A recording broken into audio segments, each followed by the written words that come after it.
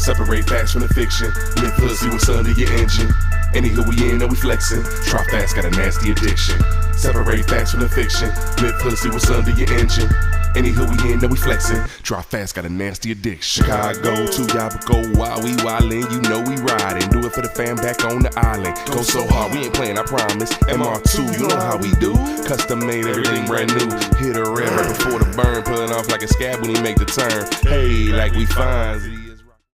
Hey everybody, welcome to another beautiful day here at Nasty Addiction Garage. You're probably wondering why I have sunglasses on in the garage. There's a simple answer for that, because today's episode is going to be sponsored by Simply Carbon Fiber. They have just about every accessory you could possibly think of, and they have it all in carbon fiber, guys. They sent us these beautiful, I mean straight up beautiful carbon fiber sunglasses. As you can see, we have the carbon fiber arm. These things look beautiful. They're super lightweight.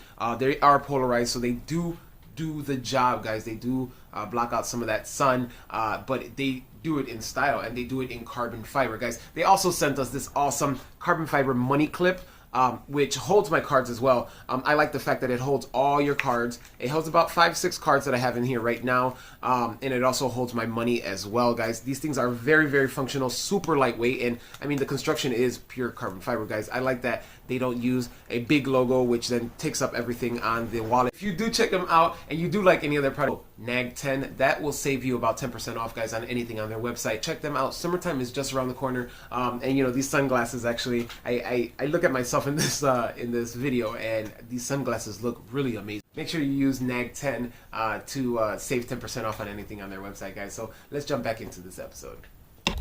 Welcome to another episode, guys, of Nasty Addiction Garage. So we got some good news today. The good news is that Marco did call me and tell me that he is ready to receive the MR2 and start this paint mission that we've been on for some time now. So basically what I want to do is do like a once over on the MR2, make sure we have everything that we need that's going to be on the car, to then send the car to him and get this paint stuff started, guys. So let's look over this car. Let's jump into it. All right, we're gonna start with at least the interior. It looks like we don't have anything really in here that we need to adjust. We're gonna keep the steering wheel on there just for purposes to be able to steer the car around. Everything in here seems to be pretty good, because I'm not gonna obviously remove the any of the soundproofing or anything like that, and I think I might redo this soundproofing at some point, just because I like the back. The back looks fine. The back was cut perfectly, but you know, laying the floor was kind of weird. As you see, there's a lot of different patch sizes and whatnot. I want to make it a little bit more uniform, so that might be changing soon, but not in the immediate future. But the interior looks pretty good. I did tape these doors up to secure everything. I did tape the edges just in case of any rocks or anything trying to chip it, because they will be lifting it up from the back. So you know, the doors are going to be kind of there. I just don't want nothing to chip or break these doors, so I taped them up fairly well. Let's see the front. The front looks pretty good. I think we're gonna leave the harness in here, just so then it could stay somewhere where it's not gonna fall over. All right, moving on to the other side. Same thing on this side. We kind of checked everything. Everything looks like it's pretty clean. We checked it when we were looking on that side. I did add a little something here, so then I could keep track of my car, where it's at, where it goes.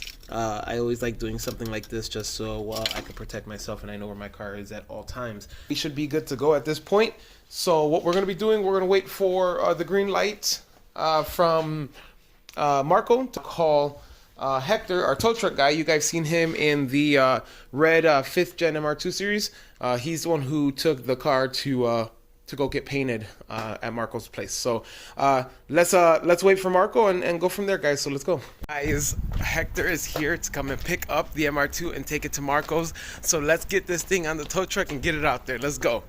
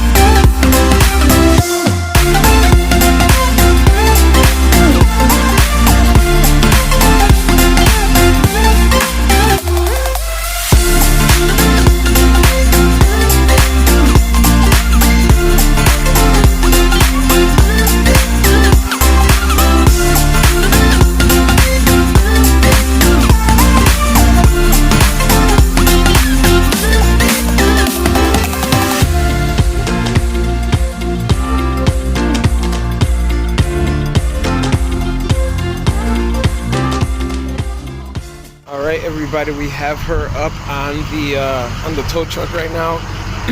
We are ready to get this thing going. I can't wait till it comes back. The color you guys are gonna see it is not gonna be this color anymore.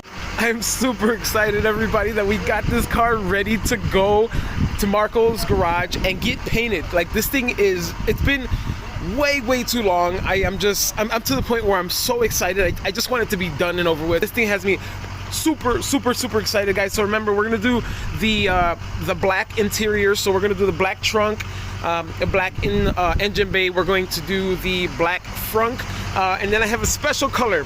Remember, guys, I am going to be filming, and I'm going to be recording and following Marco painting this car to the best that I can. So please bear with me on this, but this thing is going to come back phenomenal. And I tell you guys this because I know this color, everybody's gonna freak out that I chose it. Everybody, she's gone.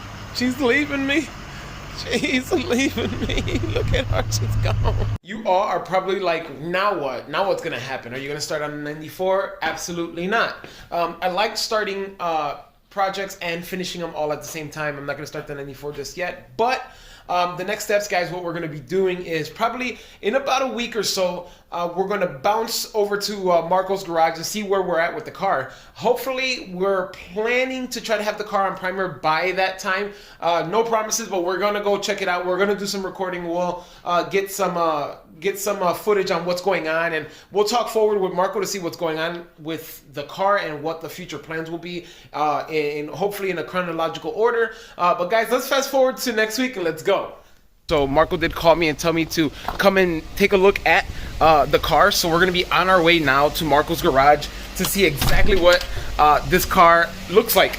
We haven't seen the car in about a week and a half, so this is gonna be super cool. I'm super interested to see how everything is coming out so far.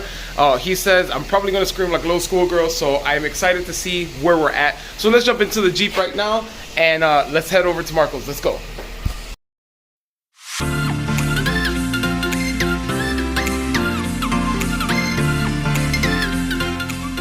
Hey everybody, so we finally made it here to Marco's garage. All right, guys, let's go dive in and see what this MR2 looks like. Check out this MR2's bay. So right here, I was just talking to Marco. Marco said this little speckle stuff is called a guide coat. The guide coat, I believe, is to help you find high spots, right? Yeah. Well, I mean, it's a black guide coat over the first coat of primer. Right. And then that see our pretty much any imperfections we can find. Okay, there we go. So it's basically just to kind of identify any imperfections that were not caught to the eye on primer. So ideally, this kind of help you kind of guide where you're at and what levels, I guess, the metal is at, or whatever you're using as far as primer and stuff. But moving on to the body, he has touched a little bit of the body, so we're moving on to that soon too.